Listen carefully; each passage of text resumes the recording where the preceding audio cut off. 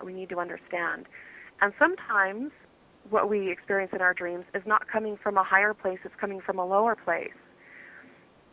But again, it's still reflecting something important that we need to recognize. So I think that a lot of people are discovering the power of dreams because they are just really, really great tools. Okay, here's one for you. Okay. This is me. When I was 5 years old, okay. I won't go through the whole, so I'll try to edit this down some. I ended up getting a spanking.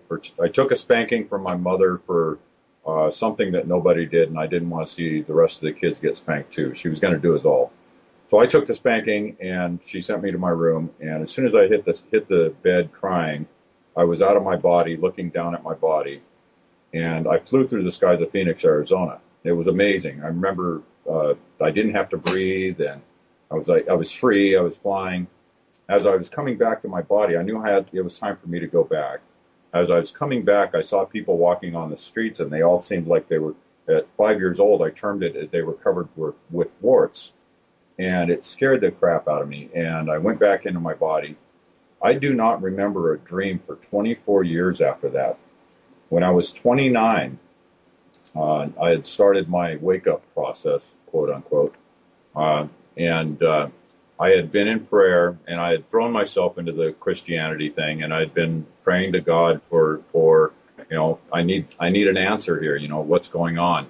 My house had burned to the ground. I'd lost everything. I was getting a divorce. I was looking at going to jail. My life, I was having the big wake-up call, and I had a dream that I was in my house and it was dark outside, and I was looking down over the top of the curtains. I could see lights on in other houses, and a friend of mine that I'd known in second grade by the name of Mike Deacon was walking up the sidewalk, and I was overjoyed, and I went out to greet him. And we walked back up to the house, and the front door was locked. I said, "Don't worry, we'll go around back, and I'll let you through the back door." So go around back, and the back door is locked. I said, "Oh, don't worry, Mike. I'll go up and I'll go climb through a window and let you in through the second story window." So next thing, scene cut away. Next thing I know, I'm floating near the ceiling, big vaulted ceiling in the kitchen. And he's just inside the sliding glass door, and he looks up at me, and absolute terror fills his face. I mean, his whole being was just absolutely terrified of me. And he starts running through my house.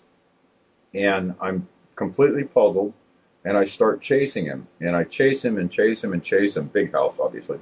I chase him through the house, and finally I get him cornered in a room in the house. And he's backed into a corner of the room, and he's on his knees, and he's holding a statue of Mother Mary in front of him, like somebody would hold up to a cross up to a vampire. Oh, right. So he's holding this cross up at me, and he said, I swore I'd never speak of this again. You're the devil. And I reached out and put my hands around his hands and the statue, and I said, "No, I love." And I woke up. 24 years of no dreams, and then a real heavy hitter like that. And yeah, I think what's shocking me more is how long you went without the dreams. That's really something. Yes. But and then go ahead. I still only dream periodically now, but I do definitely give weight to my dreams when I have them. Mm-hmm. Well, I think what really helps people a lot is if they can look at their dreams through the perspective that every single person in the dream is you. There are different parts of you trying to send you a message. So it could have been in that particular dream because you said that you were dabbling in religion, and religion instills a lot of fear in people where anything outside of that is considered, satanic or ungodly. So that dream may have been a reflection of your struggle with that, because you weren't getting what you really needed through religion and you wanted to go outside of it, and maybe you were fearful of that. But there are occasions where we do astral travel in our dreams, and I think that sometimes it's difficult to tell the difference. Did we really go somewhere else, or was the dream just trying to reflect our own struggles back to us through what we may think are other characters, but they're really just different parts of ourselves that we're struggling with? And I know that some people have the sleep paralysis, or you'll feel like somebody's pushing down really hard on you and you can't breathe. And in those particular instances, that's a pretty good indicator that you were astral traveling, and sometimes getting back into the body can be an odd and very uncomfortable experience. But I think for a lot of people, just looking at the dreams and seeing the other people in the dreams as different parts of yourself really helps explain what it was, the message that was trying to come through. I don't mean to turn you into a dream interpreter, but you really clarified something for me. Yesterday, I took a nap. No, the day before yesterday, I took a nap in the afternoon, and I had a really wild dream, and I'll make it really short. There was this giant blue being. He was like from Star Trek, but he was taller, and he was trying to come in, and we got into a fight, so I stopped him from coming in. And then there was these other two aliens, and they had like really odd shaped heads, but human face, and I couldn't understand a word they were saying, and I kept saying, excuse me, and they just were ignoring me. As soon as I stopped and listened I was able to hear their heartbeat. All of a sudden, they were able to speak English, and I understood everything they were saying. I don't remember what we were talking about, but I just realized the amazement that when I stopped to listen to the heartbeat, that's when I was able to understand them. Well, that's a good indicator that you let your mind stop thinking for you, which is really hard to do. And I know this probably sounds really strange, but I think that a lot of what we refer to as ETs are really us in the future.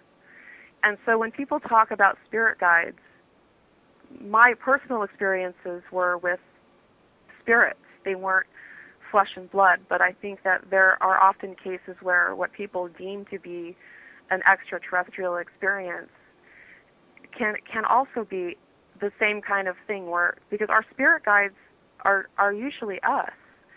They're other versions of us. And I think that the ET thing is very similar. So it's really kind of hard to say. I mean, I think that some of us have been ETs in other lives. So maybe it was a past life that you were trying to reconnect with, and you were fearful of it until you let go of the fear that the mind brings and listened with your heart. So, but dreams are great. I think that everybody should have a dream journal and write them down, because sometimes if one dream is particularly difficult to understand, the dreams around it, before and after it, can lend a lot of extra information. Exactly. Yeah, Exactly. and even what other people say for this instance can do that as well. Oh, sure, yeah. I mean, synchronicity, right? Yeah. The other thing I want to talk about is you've had a lot of experience not only contacting spirits, but contacting life around you. What I mean by that is plants, water, earth, rock. Can you talk about that experience? Yeah, I had an experience with water that was really, really incredible. And I was working on what I refer to as the cosmic cross, which I'm sure you guys have come across in the book. And I understood the concept, but when I was trying to map it, because sometimes a picture is worth 1,000 words, which is something that I really, really got when I went through that phase of downloading. So, 10,000 words, a lot of people don't even have the attention span for that now. So I try to use images when I can, because they're really powerful. But for whatever reason, when I would try to draw it, it just wasn't coming out right. I understood the concept, I understood what it meant, but I just couldn't map it right. And I was really frustrated. I'd been trying for hours, and I couldn't figure out what the problem was. So I decided I'm just going to go take a shower, and I'll come back to it. And so I was in the shower, and there was a moment where I felt kind of a sense of guilt. I was thanking the water for being an angel of life for us. It's such a beautiful thing, and we have to have it, and I think that we just don't appreciate it enough. And so I was kind of feeling a moment of guilt, and I was telling the water, we're sorry for what we've done.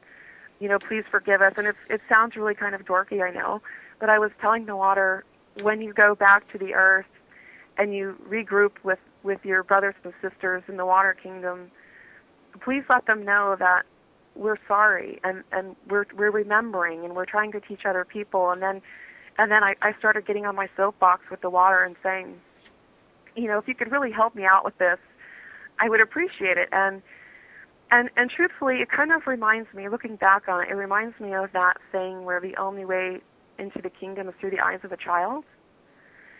And that encounter with me in the water was me being a child. It was me just loving what was around me and enjoying it, and then having a very innocent conversation to which I never expected a response. But I got one. And so I'm asking the water, can you help me out with this? And immediately after I asked, I got an image in my mind of how to fix it. And it was so profound, but when you approach things through the eyes of a child, there's a kind of normalcy there that you take for granted. So when it happened, I didn't flip out and go, oh my God, the water just gave me an answer. It just felt normal. And I just smiled and thanked the water, and then I was really excited to go out and try it. And the water showed me an image of how to fix it, but didn't show me why to do that. And it actually took me another day to figure out why I was supposed to move some things around. But I think what made that work is that I didn't have an expectation. Does that make sense? Yeah. Yes. Because our minds are great. It's a wonderful, wonderful gift from the universe that we have these fantastic minds that can conceive of all these wonderful things. But sometimes the mind gets in the way, because when you expect a certain response, if you get something different, you miss it. So I think that when we don't have expectations, and the mind doesn't get in the way, and then we can have really unique and beautiful encounters like that with nature. I think when you start to expect a certain outcome, then you start the creation in that direction, and it kind of melds with what the universe was actually going to give you. Well, that's kind of the thing, right? I mean, we choose. So if we are asking for, if we're asking to have a certain experience, but then we block it, then we've chosen not to experience it. We've chosen to experience something else. So I think as long as we're just really open to all of the possibilities without any preconceived ideas about how those interactions should happen, then we don't miss them when they happen. So, Go ahead, Tom. okay, my daughter asked me to. She wrote a question out for you. I got her a book, and You did. That's so she is wonderful. absolutely loving it. So, but she did ask me to ask a question of you during this. It's a little lengthy, but here it goes anyways. Okay.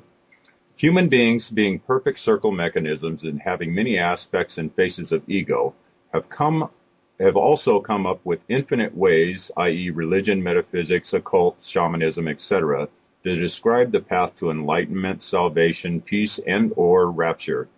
The subject is looked at from infinite angles and perspectives. It is my understanding and intuition that health, or the pain and dis-ease that manifests in the body as a result of misperception, is the most universal physical experience, and therefore most universally relates all of our spirits.